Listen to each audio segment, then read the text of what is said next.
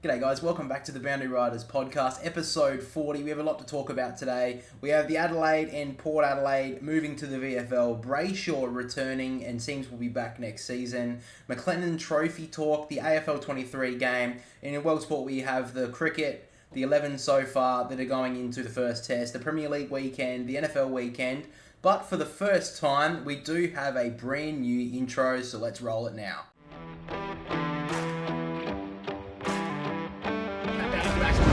And then Rankin from the pocket, don't tell me, Isaac Rankin! Yeah. He's just got the license for a brothel. Well, I think Gather Round's going to be AFL this next season. It's at the handle at the back, Nick Dankos to get the pies home! He's done it! So you've seen the trailer, did you think that was good or did you think it was average? Oh, it was funny. It's funny. Yeah, it was funny. Funny. Funny. Oh, great. Oh, that sucked then. Thank you for everyone. Sorry. All that effort, all that pain, sweat and tears just to push out that trailer that took me a couple of hours and I get, it's pretty funny. Oh, you want a medal, do you? Yeah, well, anyway, this is my co-host as always, Jack. With me, I'm Dylan. I don't actually think I probably should mention that at the start of the podcast, but probably moving into the pre-season now. Into the pre-season training for most teams now. I think everyone's back now. All the senior players, a lot of the traded players around have been having their interviews. I know Brodie Grundy and Taylor Adams have been at the Swans. A couple of Port Adelaide's players we got back to start training. Yeah, they've started training. They haven't really talked to the media, but they've got back to training. So yeah, well, Zach Butters and Will and Drew just signed or re-signed today, basically, or the last few days. Signed this week, so that's good for Port Adelaide fans, and good to see Butters sign. A little bit surprised he only signed for 2 years. You were pretty shocked by that. Yeah, I was a bit shocked by that, especially after you see that Drew signed until the end of 2028. So you think there's a little bit of concern there? Yeah, I think there's a little bit of concern there, just because of the fact that he signed for 2 years. I mean, I've heard that he's had a disciplinary meeting, and Choco Williams actually came from Melbourne. He came back to Port Adelaide and he said that you've either got to shape up or ship off. Oh, okay, Tom Morris. Yeah. Yeah. And then, sorry, I'm just trying to remove the stick out of my ass like Tom Morris would. Fucking hell. Anyway, I do think that was a bit surprising though. I thought he would have signed for a whole lot longer, or Port Adelaide would have tried to sign him for a bit longer at least. But anyway, the first thing I want to talk about today was the fact that both the Crows and Port Adelaide are looking to move to the VFL. So, first of all, that would leave only West Coast and Fremantle out of the VFL with the AFL sides. Yeah. And, well, the Tasmanian team, I would assume, would play in the VFL whenever they have a reserves team, I would assume. I think that they'll get... I think because like Gold Coast and GWS, before they became AFL teams, they played, I think, 2 years in the VFL. Probably in the reserve leagues, but yeah, it would have been the NEFL that time. But yeah, I think that's what they're saying, that Tasmanian's team will come in 2 years before they're officially in the AFL. Into the VFL? Yeah. Yeah, okay. So, at this stage, I think there is 22 teams in the VFL, I believe.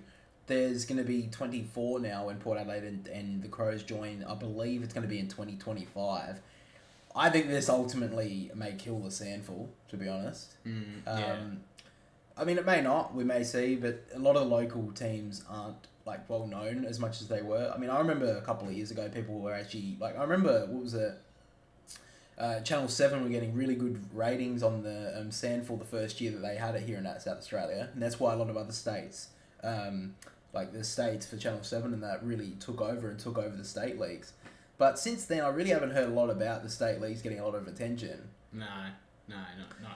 And, I mean, it does beg the question, why are they moving to the VFL when surely this is just the incentive to say to Fremantle and West Coast, we make our reserves league now? Yeah. What's the point in moving the teams to the Victorian VFL for, two teams that only leaves 2 out?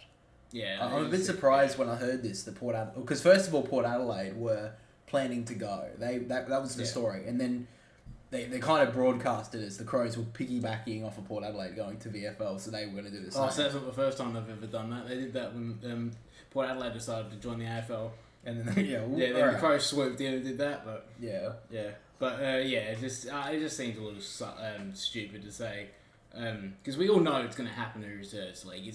Well, is it though? I mean, now it's going to be 20 odd teams in the VFL. I think they've got 22 at the moment. I can quickly check. But yeah, I was just very surprised to hear that both Port Adelaide and the Crows were going to be moving to the VFL, because I thought the big story would have been coming out that the Reserves League was happening. Because we have heard in the past that the Reserves League is a focus of the AFL in the future.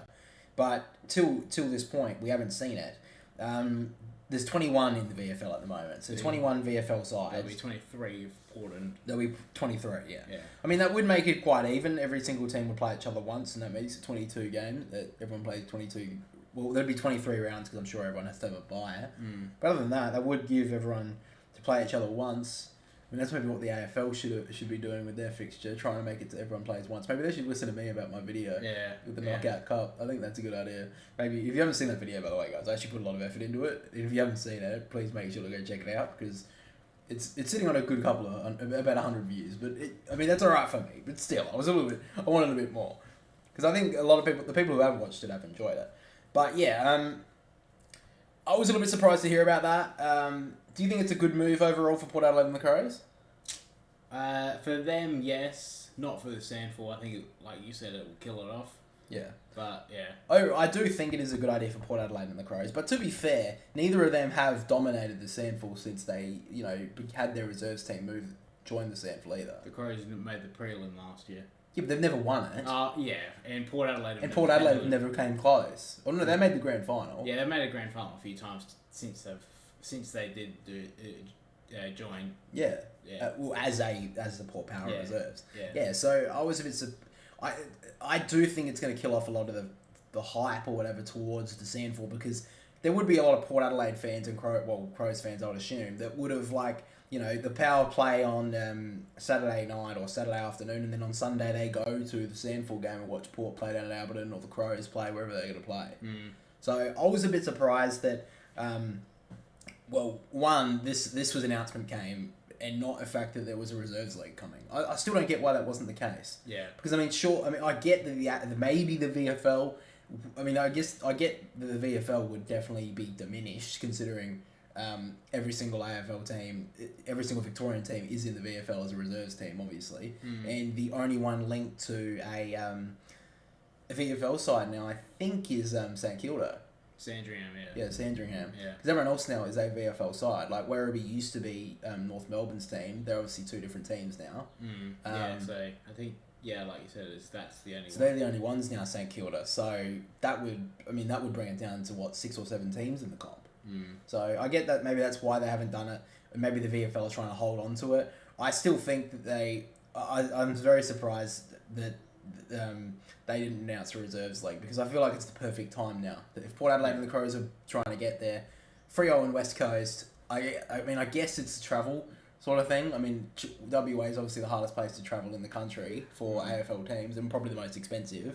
So maybe that's the reason why. But yeah, when I heard the story, I thought it was quite interesting. But I do agree with you that it's a really good advantage for Port Adelaide and the Crows, because it just gives them more competitiveness against their AFL opponents. Exactly, yeah. But like we said, don't want to be that competitive in the Sandful. By the way, I've got a sore throat. That's why my voice is a little bit croaky. So I should be talking as much. You should be trying to tell me.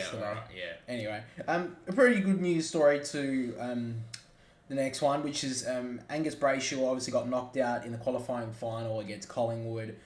Seems like he's got the all clear to return to non-contact training, and it looks like that they're going to give him the all clear if he can get through training unscathed, that he will be able to play next season. Yeah, it's good to see.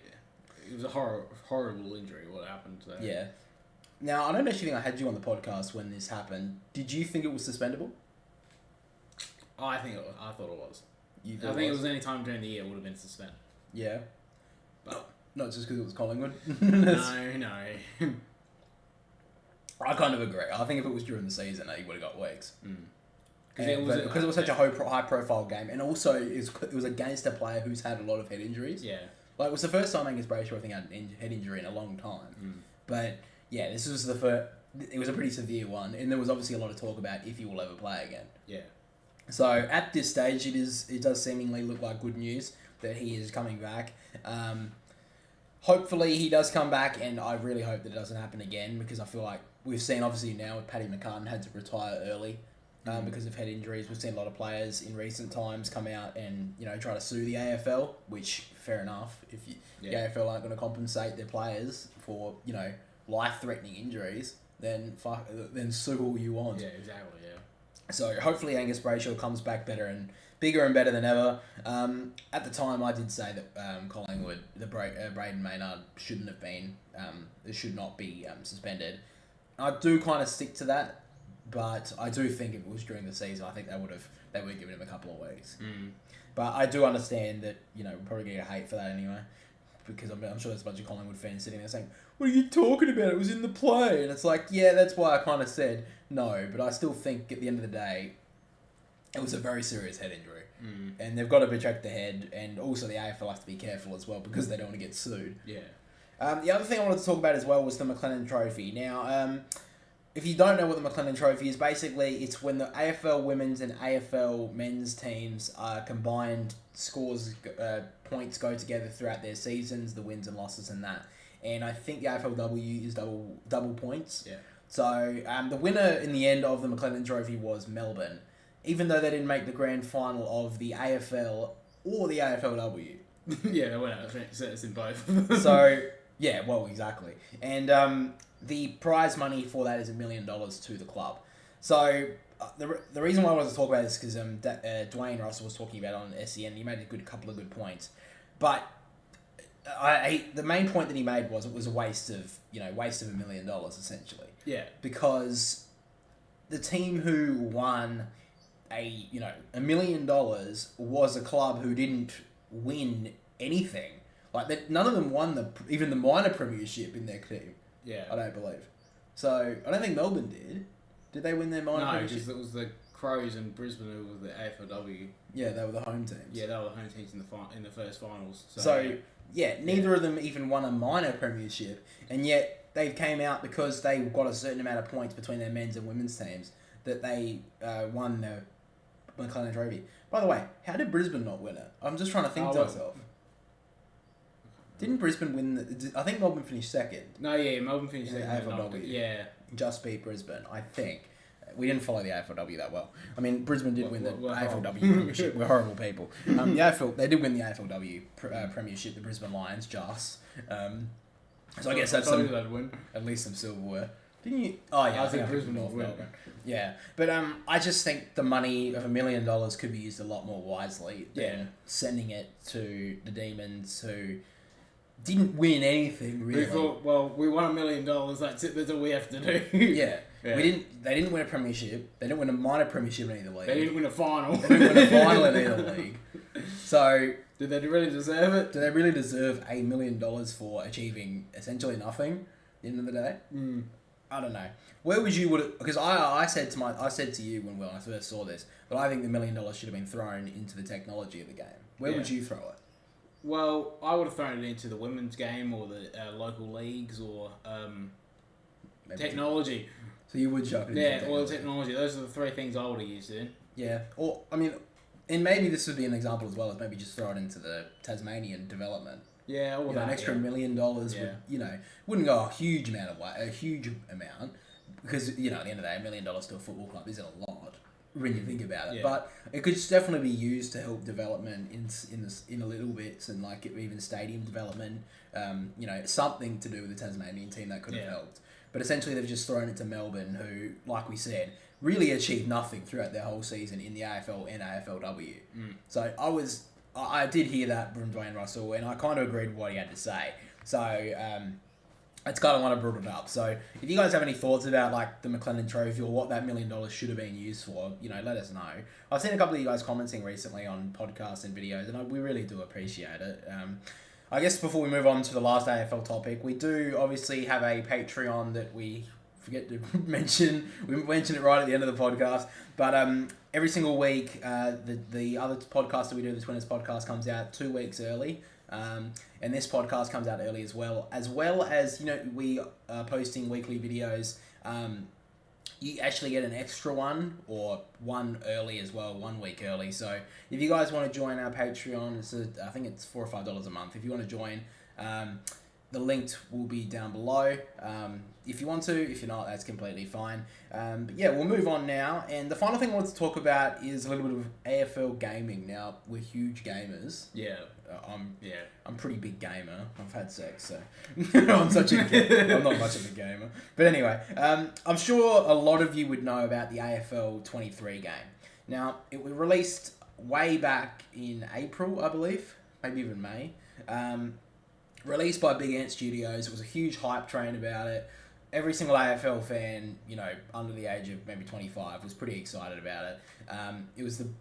Alright, but you're not a gamer. Oh, you're not a gamer like me, Jack. Yeah, I'm such a gamer, bro. No, I knew this was going to be a shit game. But I saw the graphics before it even came out. I was like, yeah.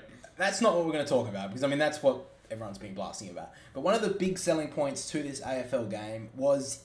AFL 23's answer to FIFA's Ultimate Team.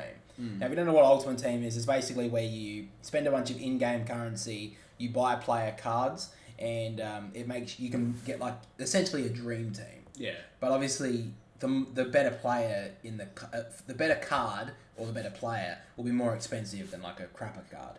Now, this is one of the big selling points. It was called Pro Teams, and it was announced with the release of AFL 23. But it wasn't going to be releasing with it. But they did broadcast it in the trailer that it's coming. Yeah. Spoiler, it has not been released, and the game got released in April. Pro Teams 8, this is supposed to be the way the game survives longevity as well, monetarily. Yeah. Because, you're supposed to be buying in-game currency, which, if you don't play games, basically it means, you use your real money, you put it into the game, and then you can buy things in game. Yeah. So I know, but some people may not. Yeah. So this is the way it was supposed to be, keeping longevity. Now, I've been looking through the AFL 23, looking to see if they've made any sort of announcement or any sort of news about it. And the only thing I could find was a tweet made in June of 2023. So, 6 months... 7 or 8 months, 6 months ago, I think so. 16th of June, they said AFL 23 Pro Team announcement. For Pro Teams on Steam, PlayStation 4, PlayStation 5 is currently in the testing phase. It will be released when it is complete. We will advise an exact date when that becomes clear. What are you doing? Where is it? Well, it says it's in the testing How station. can you can't announce that something in your release trailer that it's this is a big selling point for people as well. I thought that this is going to be something that I was going to actually enjoy. This is going to be one of the big selling points for the game, is this Pro Teams aspect. And they've made no communication about this releasing into the game, and it's fucking December. Yeah. Well, they haven't even said it's been delayed for this reason. Now, I get that this game isn't big at all outside of Australia. And to be honest, I haven't heard many people talking about it at all here in Australia since the game's got released. And if you saw any sort of footage at the start of this game, not only were the graphics pretty bad, but the game couldn't run properly. Yeah. Now, I haven't played it since, but because I was waiting for this AFL Pro Teams to come out to see how it was. But if they can't even run the game without internet connection or whatever, because obviously you will need an internet connection to play against someone else in this Pro Teams. Maybe that must be the big issue. But don't announce something like a Pro Teams aspect to the game where it is a selling point. Because I know there are a lot of people out there who would have thought that the Pro Teams was coming with the release of the game.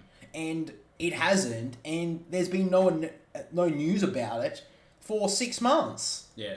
Yeah, and to say it's in the test, it's being tested, it seems like it was never going to be released within 3 months of it being released. Yeah, well, this is in June. It was It was released at least in May. I think it was in April, but it may have been in May. But that's a month and a half after the release, at least. And they didn't even have it ready. They said it's in the testing phase. Yeah. So why are you announcing it in the trailer for the release that it's coming when it's December now? They won't be releasing it at least until March, because I don't see them releasing it before the AFL season begins. Yeah. Because there'll be a lot more people wanting to play the game when the AFL season releases. But even so, and this is another thing as well, the AFL game is called AFL 23, which, I mean, it would suggest to some people that it would be like a yearly thing. Now, I didn't think that when it was coming out. But I mean, if you think about FIFA, every single FIFA's FIFA 22, 3, I mean, EAFC 24 or whatever. And you think about like the 2K games, they're always NBA, 2K 23 and all that sort of stuff as well. Why would you name this AFL 23 if your main update for the game, which, I mean, this is probably what a lot of people were waiting for, isn't even releasing a big, announcement, which a big selling point in 2023. Yeah. Don't announce it. Say, if they had to say something, put a trailer out saying Pro Teams is coming. Just do what GTA 6 did with their trailer and say, the game's not coming out now, but they're saying in 2025. Yeah. And they could have made a Pro Teams trailer and just said, in development. Yeah. That would have been fine. But don't put it in your release trailer and then be bewildered when people are like, where the fuck is it? Yeah. And you got to think, like, they paid a lot of money for it. Like, what, they'll pay, how much did you pay for it when it came out? $90 or something? Don't get me started on that. It cost $100 on the PlayStation Store to get this game. Yeah. And one of the big selling points for a lot of people, including me, was this Pro Teams aspect. And I've played the game once. Yeah. One day. And look, that's on me as well. I obviously could have played the game more. But when you have a game in such a poor state when it first released, and it didn't get fixed for at least a month, and even then, I don't know if it's perfectly fixed now. But I understand why they probably haven't released it. And it's probably because the player numbers have completely died. Yeah. Which would make a lot of sense because they've done nothing with it. They haven't even announced if they're going to be making an update for 2024 because of all the team updates. Yeah. So I don't know if that's going to be the case. I would assume it is because they usually do that. But I think in the last AFL game, I think they did it as a paid DLC. Of course they did. Yeah, so I don't think I'm going to be doing that unless they want to release his Pro Teams. I think if it's going to be released anytime, I think what they're going to do is they're going to release it towards March of next year. Yeah, that's what I'd do if it was... If it's them now. But surely they can't leave it for 6 straight months and not make any sort of point about, it's coming, or, some big announcement saying, it's in development. They've made one tweet about it. What do you get called tweets now on the site formerly known as Twitter? What do they call them? X's? They can't call them X's. I don't know. Fuck it. Anyway, we're not going to get into the talk about Twitter. But that's basically all the stuff I wanted to talk about in the footy, guys. Was there anything else about the footy you want to talk about this week? No. So now, guys, we'll be into our World Sports segment. And the first test Australia will be playing is against Pakistan on December the 14th. So, it's like next week. Will be played in Perth, the first test. And the first 12 has been announced, or the squad so far. So Pat Cummins, Boland, Carey, Cameron Green, Hazelwood, Head, Kawaja, Labuschagne, Lyon, Marsh, Mitchell Marsh was named, Steve Smith, Mitchell Stark, David Warner have all been named. But a surprise announcement is that Lance Morris will be in the first test, or at least in the squad at this stage. Now, do you know much about Lance Morris? Yeah, he's a real fast pace left armour. West Australian. Yeah, so we don't really have a lot of... I mean, at the moment, our pace bowlers are Cummins, Boland, and Hazelwood, with Marsh... Yeah, I see Cummins in there. Cummins is the captain. I didn't see that first. Yeah, Cummins, Boland, Stark, Hazelwood. Oh, Stark, Hazelwood, yeah. Sorry, I don't think I said Stark. But yeah, we got them four, and they're getting quite old now. We've got Cameron Green and Marsh as the all-rounders. But they are going to try and bring in some new pace bowlers. I guess we've tried that sort of in the past, but they've never really came on. We've had Jai Richardson come in. He didn't really take the chance very well. And then he got a couple injuries, which didn't help. Injuries as well. So they're going to be trying to give Lance Morris a go. That will be in the first test. We do play the West Indies in a test series, don't we? Yeah, so we play 3 test matches against Pakistan and then 2 against West Indies. Okay. Yeah. Why do they always only have 3 against Pakistan and 2 against them, but we always play 4 against India? We never play 5 against India. Is there a reason for that? Well, we're actually playing 5 the next time we play India. 5 here or matches. there? I think it's here sometime. I can't remember when it is. But But yeah, the next time we play India will be a 5-match test series. Oh, that's good at least. I mean, do you know who we play here in South Australia? Yeah, we've got the West Indies. Oh, we'll win that. West Indies aren't very good at the Test cricket aspect. But, I mean, we probably win that. I don't think we lose the Test here, do we? Nah, not with the pace attack that the Pakistanis have brought over. Yeah. It's not very experienced. Now, we're thinking as well this will be David Warner's last Test series in Australia, I would assume. They're saying that, like we've all been saying, that it's Sydney's his last. I'm surprised that he's still going, to be honest. Yeah. Do you think that he should have been kept? I mean, I thought he would have been done after the. I thought he would have been done before the India series, the stuff over in India with the World Cup. I thought maybe the World Cup would have been the last thing he did, but I guess he wants to do this last final Test series. But yeah, I think Sydney will be the last one. Yeah, he's announced that he will be there, but I don't know if he really deserves his spot. Like, yeah, I mean that's true as well. But he's only got 3 more tests. I don't think it's going to matter really. Yeah, if he gets those 3 Test matches or not. Yeah. Because really, the only 3 players that are looking for his spot is Bancroft, Renshaw, or Harris, and they're not really banging the door down. Yeah, banging the door down. They've had their opportunity at Test level before, so yeah, all 3 of them have, and they've never taken it. Yeah. So it doesn't look like. I mean, one of them eventually will have to take the spot now, but yeah, at this stage. Yeah, I mean, I think Australia will win all 5 of those tests. Oh, yeah. I'd be shocked if they didn't. Yeah. We'll move on. We'll talk about a little bit about the Premier League this weekend, and it was a pretty big Premier League weekend, to be honest. We did have a few games this morning. Wolves did beat Burnley 1-0, and a massive game between Arsenal and Luton Town. Did you watch the end of that? Declan Rice header in the final seconds. I watched the last 20 minutes of that game, and oh my god, it was heartbreaking for Luton Town. Yeah, it's so broken. I mean, they wouldn't have. They're still holding that just hanging on to a position outside the relegation zone with Everton losing their 10 points. They're currently sitting in 17th spot, 2 points out of the relegation zone. So they're very close, and Everton seem to be hitting a little bit of form since they've kind of lost their 10 points. Over the weekend, though, we did have Arsenal winning a game against the Wolves 2-1. Brentford beat Luton Town 3-1. Burnley won 5-0 over Sheffield United, so a game against the relegation teams. Burnley kind of split away. We had Nottingham Forest win 1-0. Go down 1-0 to Everton. Newcastle beat Manchester United 1-0. We had Bournemouth and Aston Villa play a 2-2 draw. Chelsea won 3-2 over Brighton. Liverpool just won over Fulham after Trent Alexander-Arnold winner in the stoppage time in the 90th. Beautiful free kick. Lucky. They got 2 goals in the end. Trent Alexander. No, one was paid as an own goal. Oh, was the it? first goal was technically paid as an own goal. Oh, well, he still got his first goal of the season anyway. West Ham and Crystal Palace played a 1-1 draw, and Manchester City and Tottenham played a 3-3 draw. Now, I do want to talk about it. That was advantage. Yeah, it was. Sure, that was advantage. I don't know why the ref called it back. I don't. Well, the memes are that. Erling Haaland. Oh shit. I wouldn't want to piss him off. No. I would have reversed the decision as soon as Erling Haaland made those faces. Fucking hell. Yeah. Well, the memes were that I can't remember who the referee was, but he had money on it. So he's like, "I'll let it play. As he gets the advantage, he'll call it back." Yeah. Well, the game. I've seen the things as well of people saying like. Haaland going to the ref, we're literally paying your wages. What are you doing? So I thought that was pretty funny. Yeah, it was like, it's advantage every day of the week, that was. He was on goal. Yeah, he was on goal. Was it Jack Grealish? Grealish, goal? Yeah. Like that was def.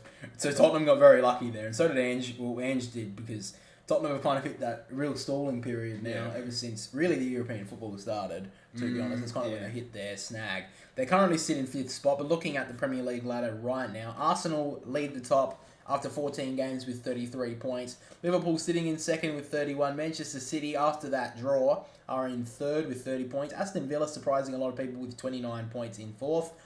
We have Tottenham in 27 in 5th with Newcastle. Manchester United in the top 7. Chelsea, for me, are sitting in 10th with 19 points.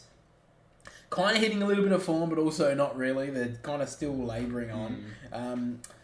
We also have, sitting around the relegation zone, we have Bournemouth in 16th with 13 points. Luton Town are in 17th with 9 points. And then Everton, Burnley on 7 in 18th and 19th. And Sheffield United sit right down the bottom on 5 points. at this stage, I think the teams that got promoted are going to get relegated. Yeah, I think Luton just... Even though Luton are playing well against the big sides at the moment, they got a point against Liverpool. They've got a point. They got a point this morning against Arsenal. They didn't get a point. They should have got a point. They got a point against Chelsea as well. Yeah, and and they've got. So they've arguably got one of them before this weekend in this game. They had one of the best goalkeepers in the competition in I can't remember his name. It starts with a K. I don't know how to pronounce it. That's the problem. It's Kiliniski or something. Whoever it is, he's playing very well. It's Belgian time. He's playing brilliant soccer and he's goalkeeping and he's kept his team in a lot of games. Yeah. I think he kept for a whole month. He didn't concede a goal. So for Luton Town, that's really really good. He has conceded a few goals in this week though. And they have obviously a good home record. Yeah. So that's what you got to do as a relegated threatened team. Just play your best football at home. Yeah. And if you can, scrape through a few draws and, against the bottom sides win, then you potentially stay up top. Because if you can stay in the Prem after one season, you usually can stay in for a bit longer. Yeah. Because you usually get the money to then attract more players to your club. Because really, if you look at Luton Town's squad, they've got Ross Barkley and they've got... who else have they got? They just picked up someone else in the...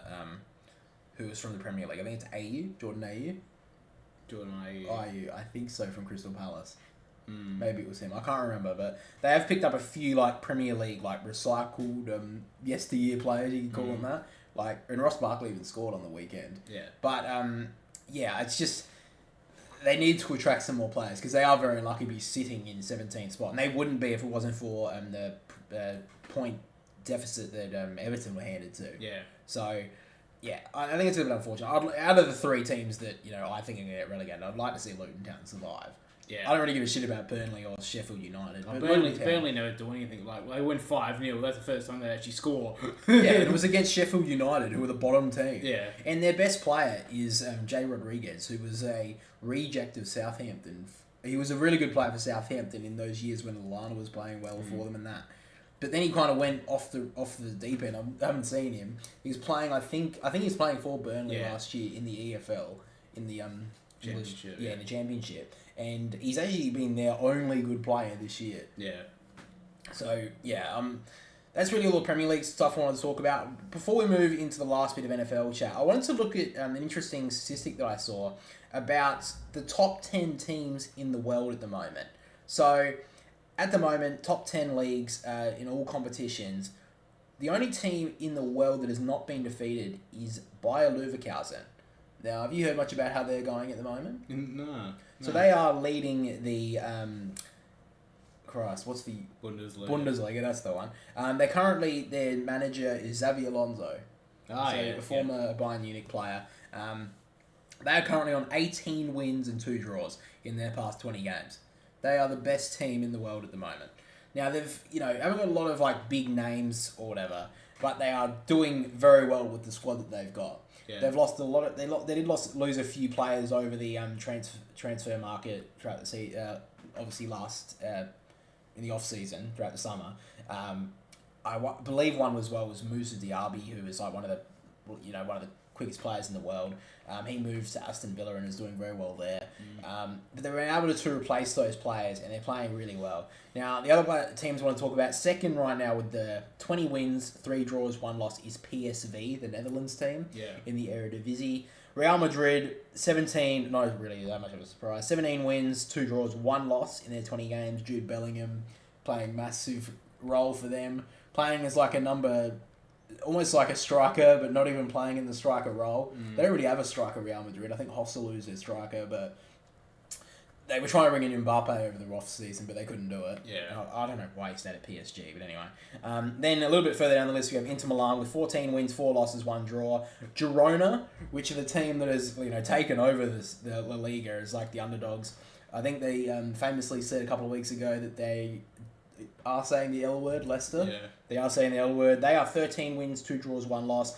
Juventus looking in second spot in the Serie A. They are 10 wins, 3 draws, 1 loss. Nice are 8 wins, 5 draws, 1 loss. And then we have Genk, which I believe is a Belgian side. Yeah, Belgium. Belgian side, good on me. They've, in 28 games, that's a little bit higher. They've got 17 wins, 9 draws, 2 losses. But yeah, I just thought it was quite interesting that, you know, for a lot of years, we've kind of seen that like Barcelona and Real Madrid were, you know, the two titans of the La Liga, with Atletico Madrid kind of sitting there. In the Serie A was Juventus for all those years with Ronaldo, and then obviously the Bundesliga has been ruled by Bayern Munich, with you know, occasionally Borussia Dortmund keeping up with them. Yeah. Because really, the Premier League's been the only one that I believe is like the real competitive league out of anything around the world. Like, but because it's the top one, I see the top leagues as the Serie A in Italy, the La Liga in Spain, the Bundesliga in Germany, and the Premier League. I don't really count the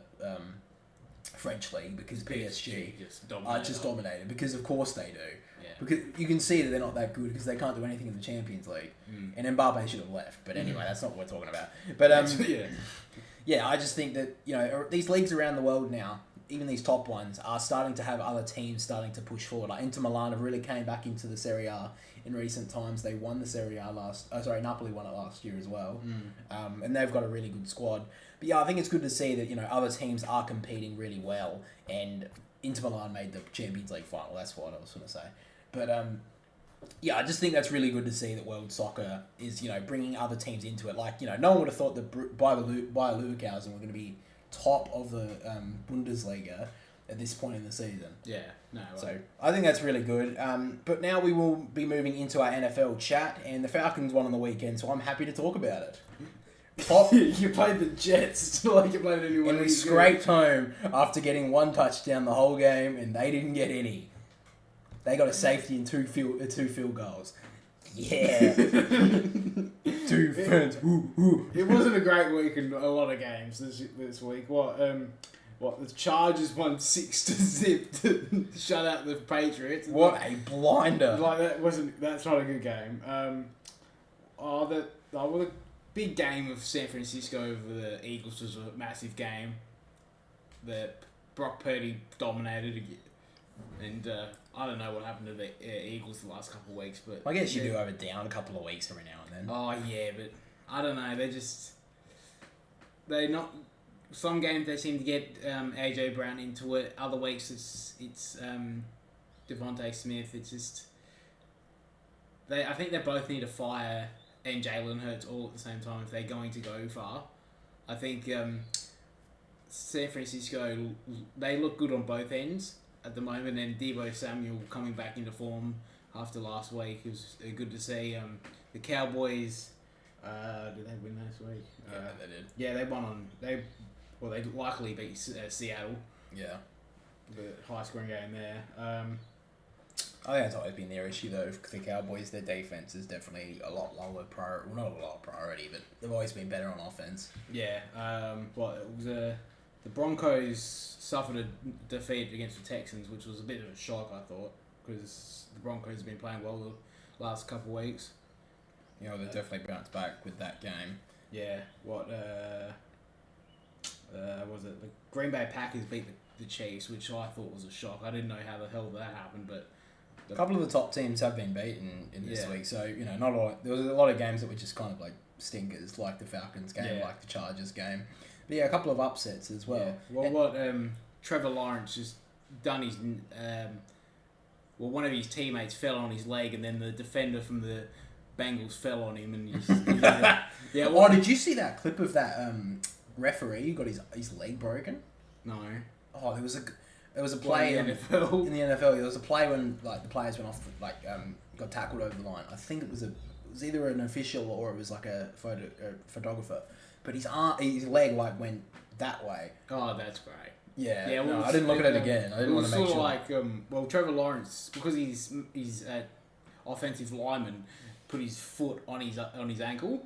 He twisted. And then the guy from the Bengals fell on him and like literally, his leg went inside and twisted and and he didn't come back for the rest of the game. Oh, really? Yeah. Well, and so somehow the Bengals won that, which was a pretty good game. I mean, they took out the goal. They took out the goal. That was their goal. So, yeah. That was their goal. Yeah. Well, And we've got a new leader of the AFC now, with Miami winning. Yeah. So they're number 1 seed now, Miami. And Falcons have taken over the NFC, I'm assuming. Yeah, they're still in 4th. 4th seed. 4th seed, get a home final. Let's go. Well, you got to bet. Well, now you're back. You're back to even. You're 6-6. The Buccaneers are 5-7. Yeah, the Buccaneers and the Saints, I think, are both 5-7. So you've got 2 games in hand now. Yeah, fuck it, let's go. And we've won all our games against the NFC. So against our divisional opponents. Yeah, looking at that quickly, if we look at the looking at the seeds now, we see what would the playoffs be right now, week 1? The wild card games would be what was it? So the AFC, you've got Baltimore playing the Browns, the Chiefs playing the Colts, and you've got the Jags playing Pittsburgh. Yep. And on the NFC, you've got San Francisco playing the Packers, Detroit playing Vikings, and the Falcons playing the Cowboys. So the Cowboys would go straight through easily with that one. Yeah, well, my mate's a huge Cowboys fan, so I'd have to talk to him about that. That's interesting. I just wanted to look at with the stats and stuff. The leading quarterback right now for total yardage is the rookie CJ Stroud for the Texans. I mean, what a massive year he's had. I mean, and then second on the list is Sam Howell for the Washington Commanders. I don't think you could have picked those two as the leading yard players in the game going into, week 14 of the season? Yeah, like... It's insane looking at that. I mean, next is Tua for the Dolphins and Jared Goff and Dak Prescott. Those are the ones you would kind of expect. Yeah.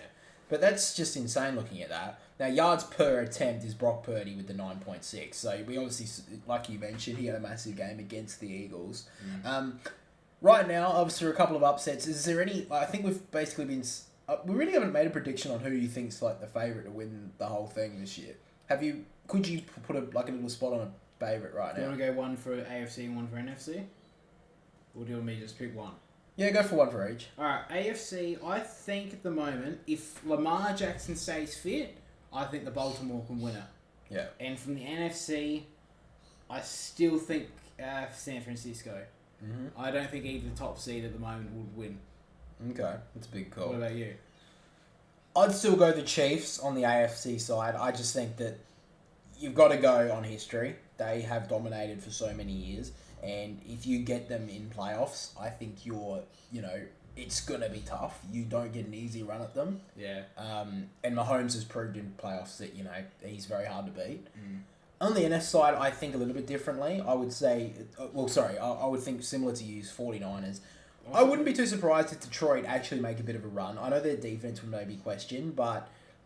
I'd go for Falcons. Falcons can win it. Oh, alright. The Falcons will win them. They are 6-6 right now. To be fair, they have an equal, 5th best, ledger. You've got an equal 5th best ledger because the Cowboys beat us.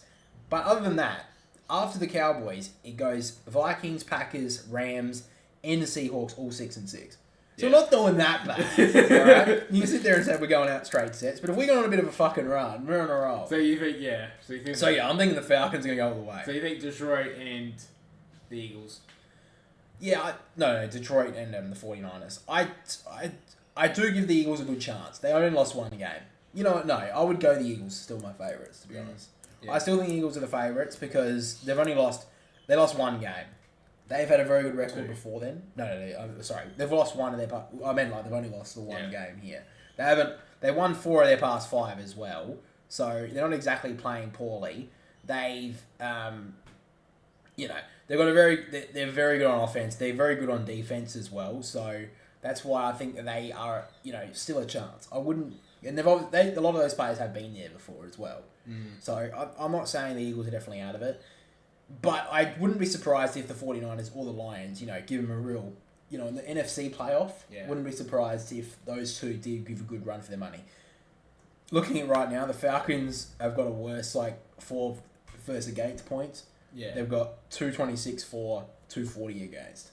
Great. Look, as long as we can stay in front of the Bucks, we should be fine. I think we actually play the Bucks this week. So if we can win that, with a couple of weeks to go, we could secure a playoffs berth, which I haven't seen really since I've been following the NFL. Yeah. Well, so if we can lock it in... Yeah, well, just looking at it, it's like AFC. Well, sorry, the NFC is so wide open, but the AFC is just. I think it's out of two. I think it's out of Baltimore or the Chiefs on the AFC side. You don't give Miami a chance? I just don't think that they have the defense to win. I just don't think they do. I think they can score, but if it comes to playoffs, do they have the defense to stop the other teams? I don't think the Dolphins do. Yeah, I mean, that's fair enough. You see them do, like, absolutely dominate some teams. Oh, yeah. But then they get beaten by teams around them, or, you know, they get beaten on defense quite a lot. So, yeah, I kind of agree with that. And if you can't... But, I mean, everyone's always made that point about the Chiefs, especially early on. Can they stand up on defense? And they're able to in the big moments. So I give maybe Miami a little bit more credit than maybe you're giving them. But, you know, I do understand where you're coming from. And a lot of people would say as well, defense always wins championships or premierships or whatever. So I kind of get that point as well. But yeah, guys, that's basically all we've got for episode 40 of the Boundary Riders podcast. Thank you for watching today. If you're watching on YouTube, make sure to like it or subscribe or show a friend if you want. If you are listening on Spotify, make sure to give us 5 stars, chuck us a follow as well. And we are posting weekly clips, 1 or 2 a week for this podcast. So you have the responsibility for all that. So any negativity can be thrown his way. But if you can't, maybe if you want to show a friend, maybe send them a TikTok or a reel or something, and maybe that's a way to get them involved if they like sport maybe as much as you do, or footy especially. But yeah, guys, going forward, basically we'll be doing the world sports stuff, probably half the podcast, and footy stuff we'll be trying to do half the podcast. But yeah, probably for the next month or two. We'll be talking about footy, of course, but there obviously won't be as much as usual. So hopefully stick around as well. Definitely be back like bigger and better than ever in the AFL stuff next year. Also, let us know about the intro. I thought it was actually pretty good for my editing skills. Hopefully it's not just funny. But anyway, guys. Whatever. Anyway, guys, thanks for watching or listening. We will catch you all next time. See you later, guys.